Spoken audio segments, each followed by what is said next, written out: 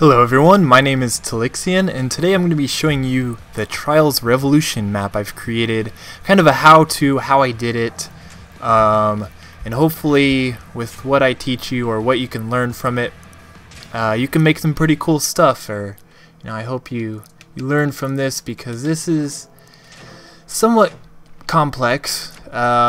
It's simple once you understand it. I'm going to try and explain it the best I can.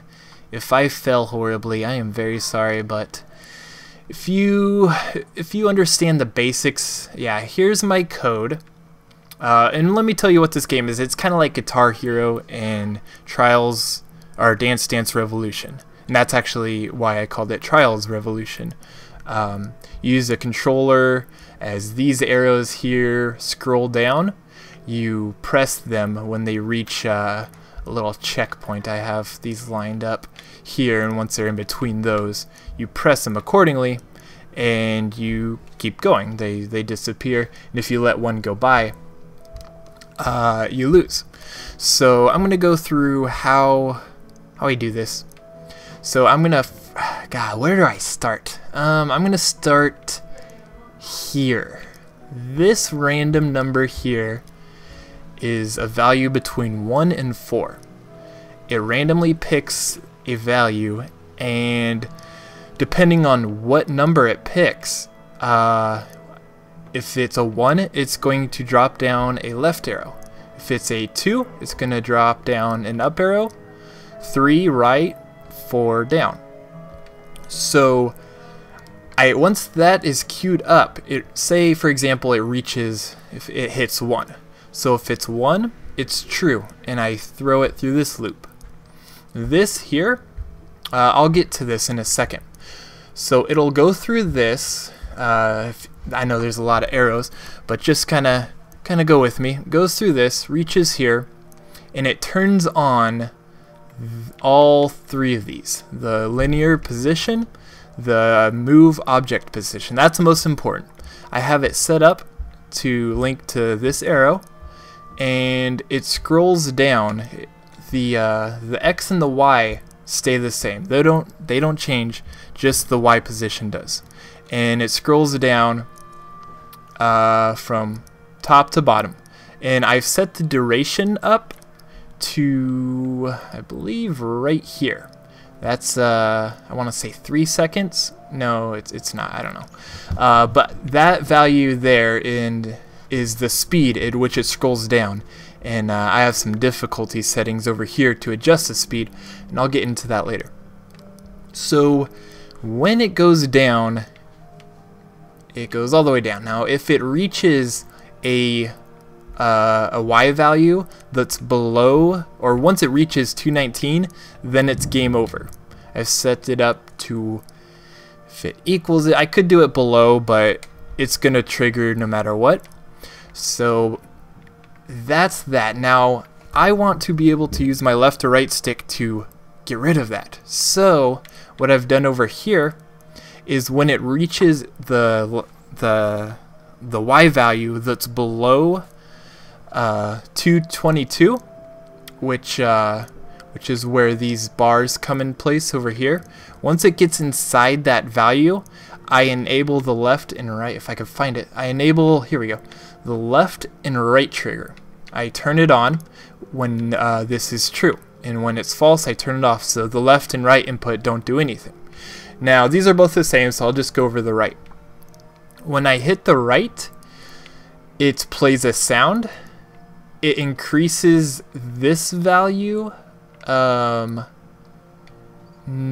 that's actually an old code, I think. Is it?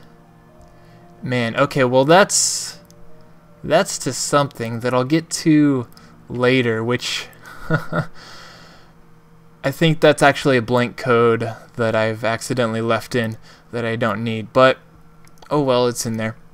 So it plays a sound. It moves the position back up top so that it doesn't keep scrolling and end my game.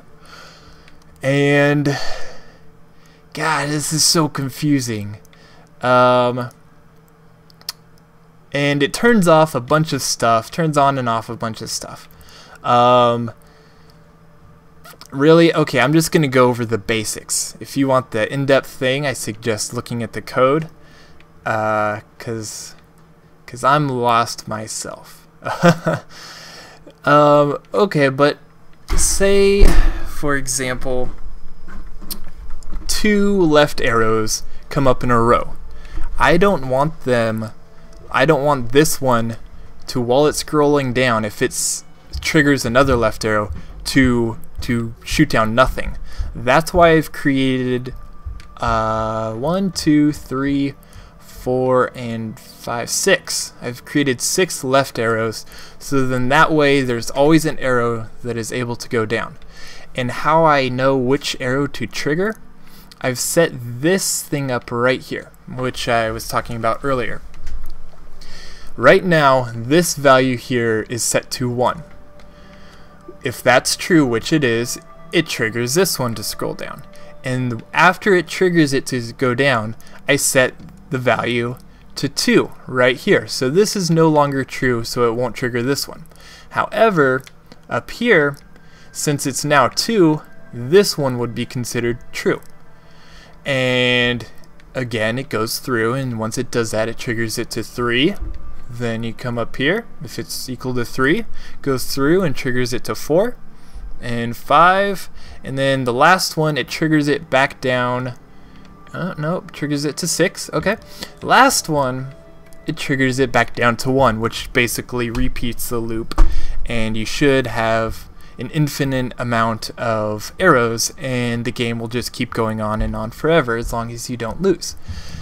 Some things I've changed between the coding are the values here. If this is equal to 2, which is the down arrow, I've changed that for each separate arrow if you wanted to go through that. I also changed the stick to be pointing up, matching the arrow in which it is. And what else have I done? Oh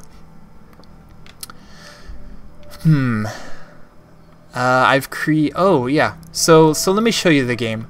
That actually might be useful. I'm going to test the track.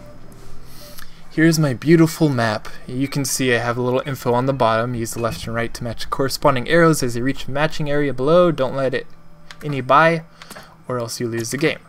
So now as I press each arrow, they disappear and reset to the top. It's pretty fun. It does speed up. There are I've set it to once it reaches a certain time limit, it increases the speed at which it calls the random numbers, and also the speed in which the arrows drop down. And you should be able to notice that right now. Yep. So I'm just gonna go as far as I can. I'm not that great. Actually, there is one. Okay. And then when I finish, all the arrows and the little matching area disappear, and it shows YouTube and Twitter and my username. So I thought that was a little self-promotion, never hurts. What else? Oh yes, okay, I've set up the camera, and notice that it changes as I get close to this little doohickey here. That just makes it look nicer. Added some rocks, a waterfall effect there. I've added birds over here in the background so they fly by. Let me go over the difficulty. So I have it set to when the time, you can't even see it, but basically when the time is equal to 900, it adjusts the speed here. So it only adjusts the speed at which it calls the random, calls the arrows. Then once it reaches 1800, it increases the speed again, but this time it also increases the speed at which the arrows fall, which I have set up to a linear thing here. And I have it set up. Now if you want to increase the speed multiple times, you're going to have to turn off and on this linear event. I have it set up for 10 seconds. The duration it reaches 360 to 60 is over the duration of 10 seconds. So for this difficulty, I only increase it I believe for 5 seconds. So this is only triggered on for 5 seconds. That way there's still speed that can be increased later on, and that's what I have set up as soon as it reaches 23:23, the time. I'm sorry if this is very confusing. If you're confused, that's fine. I wouldn't expect you to understand this. This is definitely for advanced users, so this is kind of a how-to. If you really want to get into it, you can download it. My username is Telixion. Let's see, Telixion. Let's get tracks. So just hit search. Any type. It's medium difficulty. It is a skill game. Tag, I have technical, but you can just use any tag. In creator, let's see.